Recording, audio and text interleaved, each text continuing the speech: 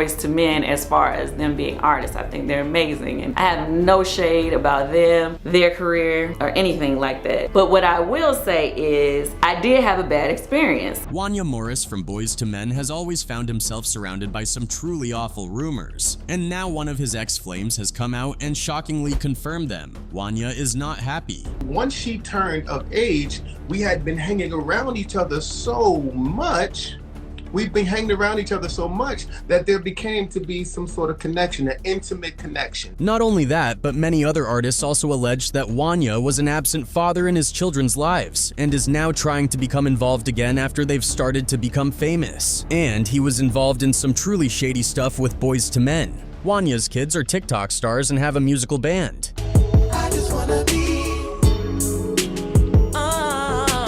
And he recently shared a photo on Instagram celebrating them. Only when someone asked why he didn't tag his sons, Wanya responded, "I'm blocked. Maybe ask their mom to unblock me?" People in the comments weren't having it though. They called him out, saying he was a deadbeat dad to his black kids. And it would not be surprising considering he has some very questionable history. Brandy's past relationship with Wanya Morris of Boyz II Men has once again become a hot topic on Twitter, thanks to a resurfaced clip from singer Adina Howard's unsung interview.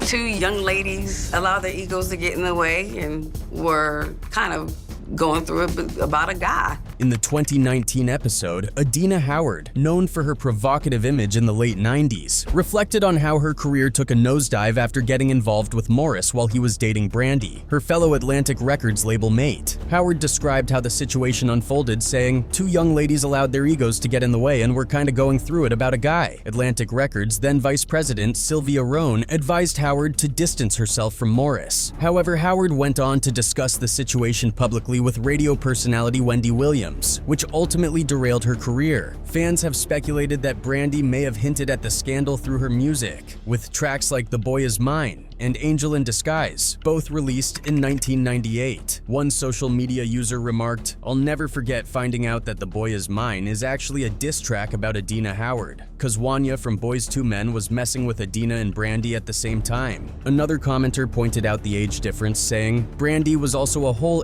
teenager and Wanya was a grown man. It only made sense he was with Adina Howard. Him being with Brandy was the weird moment." Rumors have circulated for years that Morris was 22 and Brandy just 16 when they started dating. Morris has previously spoken about their relationship, explaining that they became close when Brandy opened for Boyz II Men on tour in 1995. At that time, Brandy was 16. "Once she turned of age, we had been spending so much time together that a connection developed. We actually fell in love," he said during a live chat with fans a couple of years ago. Reflecting on their relationship, Morris added, "When you're young, you make decisions based on your youth, not always on morality. Brandy and I learned a lot from our time together." He denied having ever been involved intimately with her while she was underage, until fans dug this clip up.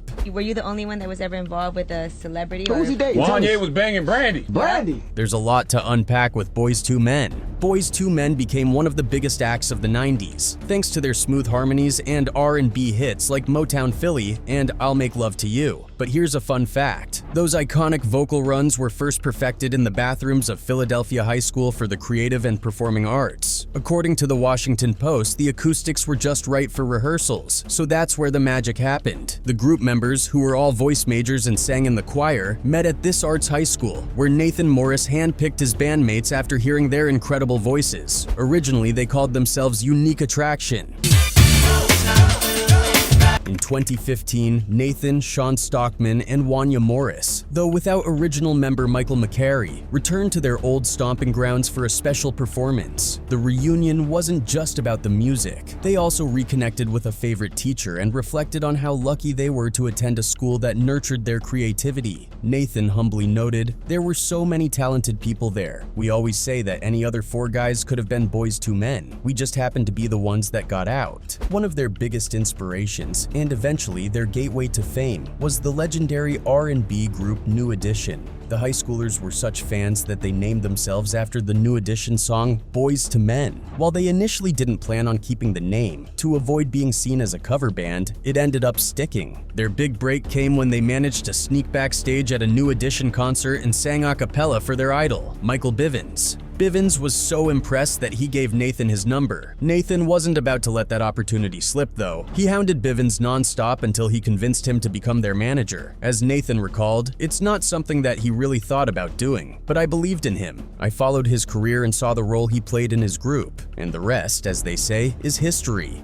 Boyz II Men's early career, marked by soaring success, was suddenly shadowed by tragedy in 1992. Their road manager, Khalil Rountree, was shot during a horrifying attempt at that shook the band to its core. As the Chicago Tribune reported, Rountree and the band were staying at the guest quarters suite hotel when 3 men started knocking on hotel doors. Rountree, along with another road manager, Qadri El Amin, stepped out to handle the situation. The confrontation escalated in an elevator where Rountree was fatally shot and El Amin was wounded in the knee. The incident left everyone stunned, especially given Boyz II Men's reputation for being a peaceful, no-drama group. A spokesperson for Motown Records echoed this disbelief, stating, "Some rap, R&B, and rock groups have seedy characters that hang around with them on the road. But Boyz II Men were not that kind of a group at all, and that's why it really stuns us." Nathan Morris later opened up to the Des Moines Register about the deep loss they felt, saying, "When he was in Chicago, it turned us upside down for a while. He was pretty much a father figure. He was more than just a road manager." The band honored Rountree in the best way they knew, through their music, dedicating a touching interlude called Khalil on their 1994 album 2.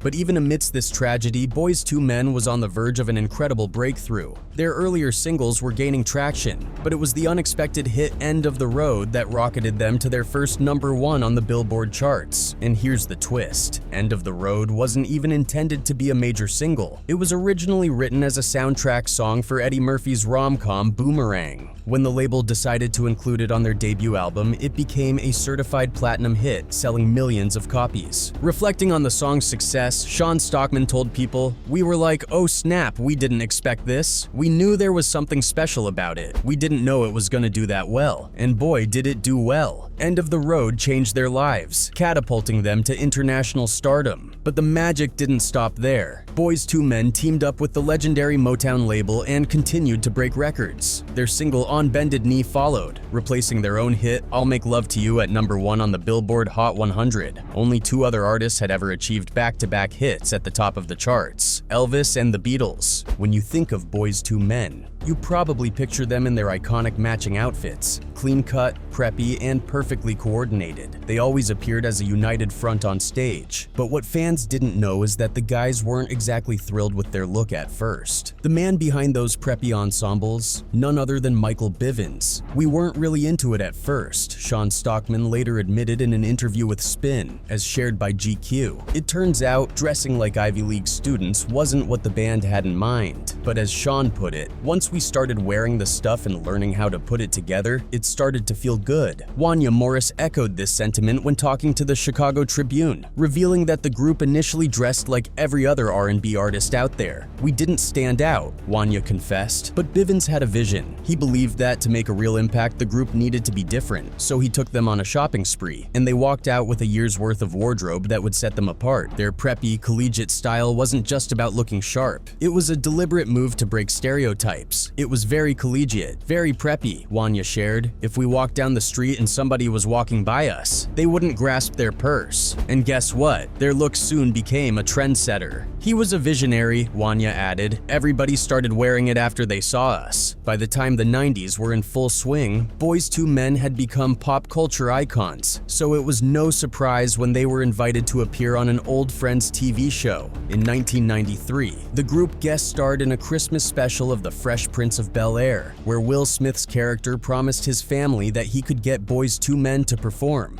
For the guys, it was more than just a TV cameo. It was a reunion with a fellow Philly native. "We're Philly boys, and we have a history growing up in the same neighborhoods and being in the business. It was like hanging with homies," Sean Stockman told People years later. He added that seeing Will's success was a proud moment for them, noting, "It was nice to see other brothers blowing up in a really good way." But here's something you might not know. Will Smith almost became Boyz II Men's manager. Nathan Morris shared with the New York Post that they used to hit up house parties on weekends, where Will and Jazzy Jeff would be spinning records. At one point, Will was considering managing the group, but then Michael Bivins entered the scene and changed their path. By the time we were getting success, Will was already doing Fresh Prince, so he was on another level, Nathan recalled. And when it came time for their TV debut, it was Will himself who made the call and personally asked them to appear on the show. In 1995, two R&B powerhouses, Boyz II Men and Mariah Carey, came together to create something magical, One Sweet Day. Little did they know, this collaboration would become one of the longest-running #1 singles of all time. The song was born out of deep emotions. Mariah Carey had recently lost her longtime collaborator David Cole to AIDS, and her sister was also seriously ill. At the same time, Boyz II Men were still reeling from the tragic loss of their tour manager Khalil Rountree. So when Nathan Morris started writing a memorial song, he didn't realize how closely it would align with what Carey was already working on. She played us the melody and the hook, and it was amazing, Nathan shared in Chicken Soup for the Soul, as quoted by Soultrack. When Tommy Mottola, the music mogul himself, invited Boyz II Men to collaborate with Carey, Nathan was struck by the similarities between their songs. It was almost the same song I was writing, he revealed. While the lyrics were, of course, different, the premise was the same. They complemented each other. In a beautiful twist of fate, they merged the two songs, creating a track that would resonate with millions. The result? A 16-week reign at the top of the charts, a record only broken in 2019 by Lil Nas X and his unstoppable hit Old Town Road. But even as Boyz II Men continued to churn out hits, trouble was brewing behind the scenes. Wanya Morris, whose smooth vocals were crucial to the group's harmonies, developed a polyp on his vocal cords. This forced them to cancel and reschedule a tour, as reported by Jet magazine. The delicate blend of their harmonies was suddenly at risk, and the challenges didn't stop there. In a revelation that shocked fans, Michael McCary shared in 2016 that he had been battling multiple sclerosis for years, a secret he had kept even from his bandmates. "I was in Boyz II Men when I first saw some of the ailments start to happen," McCary confessed to life coach Jan Van Zandt. At first, it was just little back spasms, but they grew progressively worse. By the age of 22, the symptoms became so severe that doctors warned him that a single wrong move could sever a nerve in his side, potentially leaving him paralyzed. Despite living with this constant fear, McCary kept his condition hidden, even as it weighed heavily on him. Who's missing? Michael. That's Michael, the guy on the left. What happened to Michael? Michael actually left the group probably about 11, 12 years ago now. Well, he didn't, I guess he didn't want to be involved or do it anymore. We actually tried to reach out for him for our 20th anniversary to bring him in and have him, perform with the new album, but things didn't kind of work out. Boyz II Men rarely found themselves in the middle of any drama. At least that's how Nathan Morris puts it. Speaking to Philly Mag, he explained, "None of us are perfect by any means, but we were just taught to be different. We always wanted to impress our parents. But even the most polished groups have their cracks. And for Boyz II Men, those cracks started to show when Michael McCary's secret health struggles began to strain his relationship with the band. In 2003, McCary made the difficult decision to leave the group. The rest of the band opened up about the split in a 2014 interview with HuffPost, revealing that McCary kind of gave up when things didn't go well. When Larry King pressed them for details, they suggested that McCary just didn't want to be involved or do it anymore. The band claimed they had tried to reach out to him for reunion opportunities, but admitted that the friendship wasn't as strong as it once was. They even hinted that their sound hadn't changed much without him. But those comments cut deep for McCary, who hadn't yet revealed his multiple sclerosis diagnosis. In a 2016 interview with Oprah, he reflected on the pain caused by the distance between him and his former bandmates. "If I had to sum up what I got from my brothers in Boyz II Men, I would have to say betrayal, a broken bond," he shared. "At this point, we don't even talk." As Boyz II Men navigated their own internal struggles, they also watched the rise of white boy bands like NSYNC and Backstreet Boys. Suddenly, their dominance in the R&B world was being challenged by groups that didn't have to fight to cross over into the mainstream. And sometimes the similarities between the groups were impossible to ignore. There's a reason Backstreet Boys' "I'll Never Break Your Heart" sounds exactly like Boyz II Men's "End of the Road," said boy band historian Maria Sherman in a chat with New England Public Media. "It's pretty egregious. In the docuseries This Is Pop, Sean Stockman opened up about how Boyz II Men had to work twice as hard to achieve what should have been their birthright, as white boy bands seem to have a smoother path to the top. I mean, it's typical in urban music, unfortunately, added Nathan Morris. Though NSYNC and Backstreet Boys often cited Boyz II Men as an inspiration, the Philly group never saw themselves as just a boy band. We created our own entity and our own image. We wanted to be together, Morris explained, hinting at the longevity they've enjoyed by not being a label-manufactured act. Wherever they went, Boyz II Men made sure everyone knew where they were from. We wanted them to know what Philly was about and what it meant to us, Morris continued, underscoring the pride they felt in their roots. It was like a badge of honor that we had to carry everywhere. Over the years, all those chart-topping hits have really added up for Boyz II Men. According to Celebrity Net Worth, the group's collective fortune stands at a whopping $200 million. Wanya Morris, Sean Stockman, and Nathan Morris each boast a net worth of over $60 million, while their former bass singer, Michael McCary, still holds a solid $20 million, despite being away from the spotlight for years. What's their secret to staying together for over 3 decades? As they shared with Forbes, it all comes down to a decision they made early on, to share their wealth equally. If one guy writes it, we all get paid. If one guy sings it, we all get paid, Nathan explained, reflecting on his choice to split his first publishing check with the group. I just didn't want anybody in the group to feel like their job was more important than anybody else's. Wealth is not a status to me. It's a mentality, Stockman added. And when you have the type of money that these athletes and these entertainers have, and you're not taught how to value and appreciate it, not from a consumption standpoint, but from the perspective of knowing exactly what it means to have this type of wealth, outside of the wealth itself, then you'll just waste it away. In a move that solidified their place among music legends like Celine Dion and Lady Gaga, Boyz II Men launched a residency at the Mirage in Las Vegas, as reported by Philly Mag. These things take a lot of work to arrange, Nathan admitted, highlighting the efforts they've made to keep their fans entertained. And we continue to keep doing that. They don't always win, but some of them do.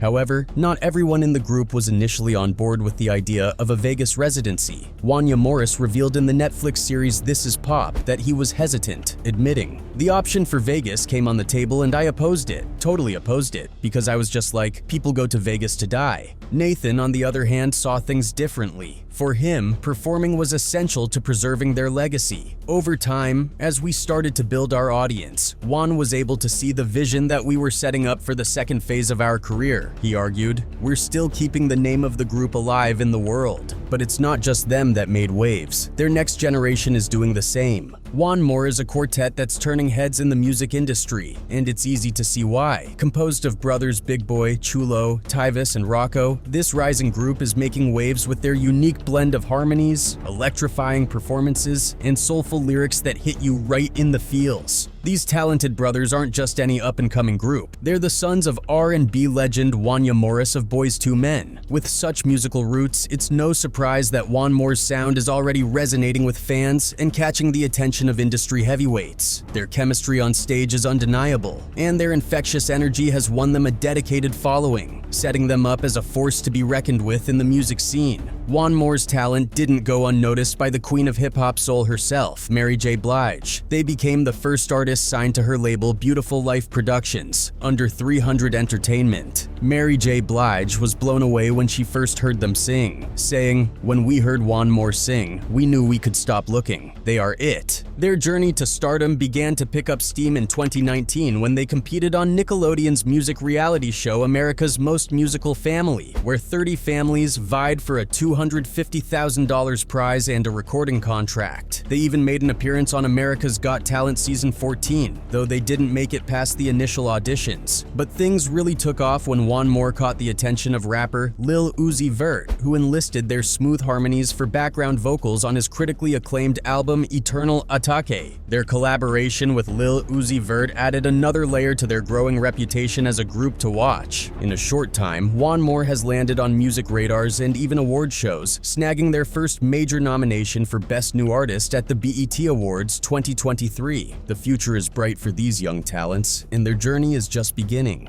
Their group name, WanMor, is a heartfelt tribute to their dad, Wanya Morris. Each brother also shares his name. Wanya II is nicknamed Big Boy, Wanya III goes by Chulo, Wanya IV is Tyvis, and Wanya V is known as Rocco. With a name that carries such legacy, it's clear these brothers are ready to make their own mark on the world. That's all for the video, folks. Thanks for watching.